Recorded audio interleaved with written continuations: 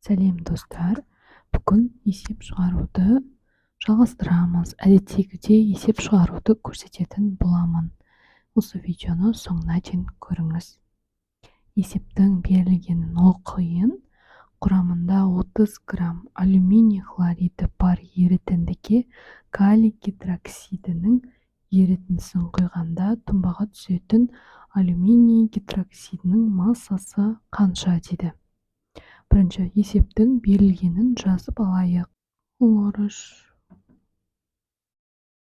30 грамм калий гидроксидін құйғанда тұнбаның массасы.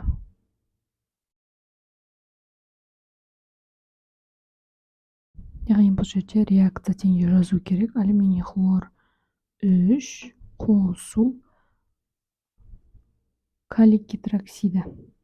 Калий OH тең алюминий OH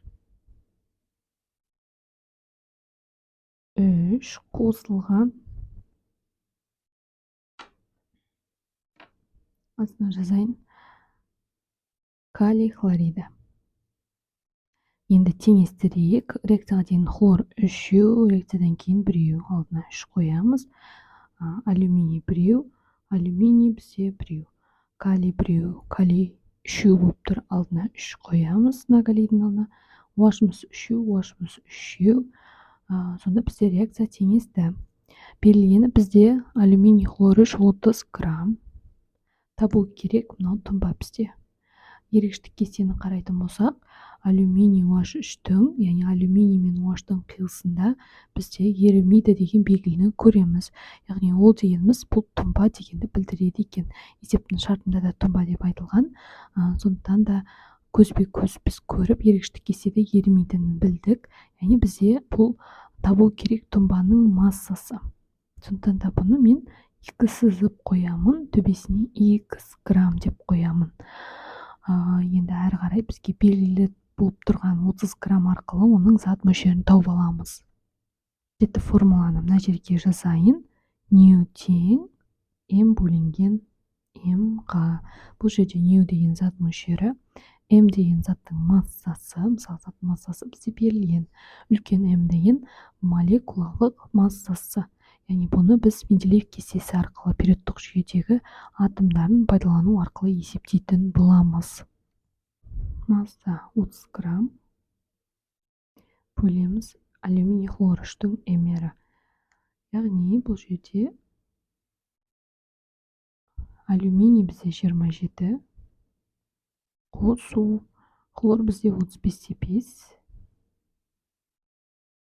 көбейтеміз 3-ке.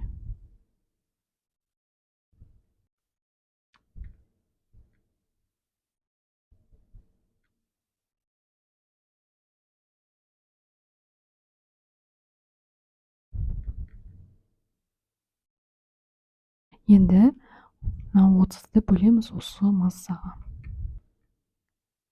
Тең 0. Мына жерде 0,2247 деп тұр. Мына жерде 4 болып тұр. Сондықтан 0,22-ні аламыз. Жазбай қалды ғой фломастер. Алюминий хлоридінің зат мөлшерін таптық. Тұнбаның массасын табу үшін тұнбаның зат мөлшері керек. Сондықтан да химиялық реакция теңдеу бойынша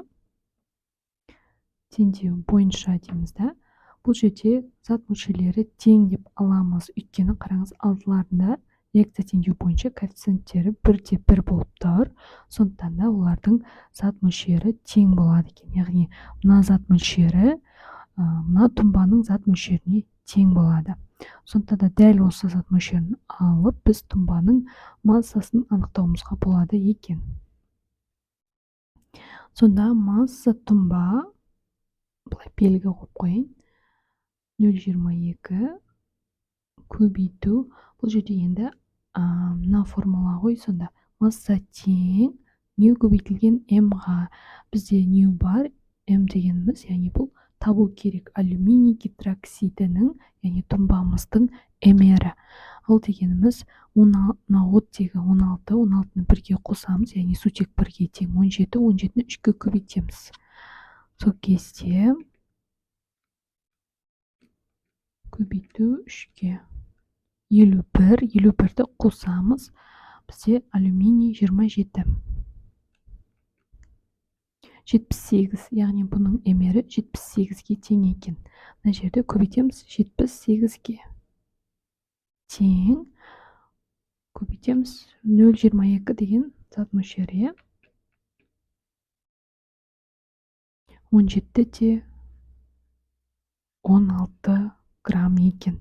Яғни бізде бұл 17 де 16 грамм. 17,16 грамм. Бұл бізде яғни есеп шарты бойынша тұнбаның массасы екен. Егер сізге осы есеп түсінікті болған болса, комментарийге түсінікті деп жаза кетіңіз. Және егер осы видео сізге пайдалы болған болса, достарыңызбен бөлісе отырыңыздар.